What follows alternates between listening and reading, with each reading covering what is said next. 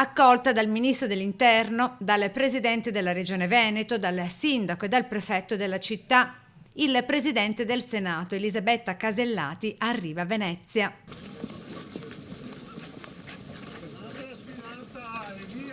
Sono trascorse da poco le 10 in Piazzale Roma, quando è in atto pure una manifestazione di pochi attivisti contro il Mose.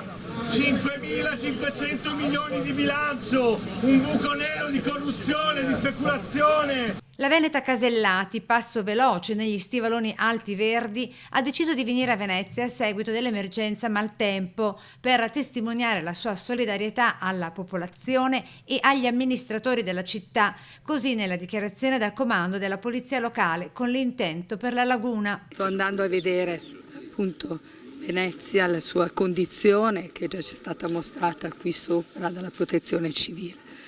Io penso che adesso sia il momento del fare e se il Mose serve, come sembra, qualcosa da evitare i disastri che ci sono stati, occorre finirlo. Nel suo lungo ma veloce tour la visita alla Basilica di San Marco e la cripta, con la richiesta di tenere alta l'attenzione una volta spenti i riflettori su Venezia. Occorre anche che una volta passata l'emergenza non si spengano le luci su Venezia.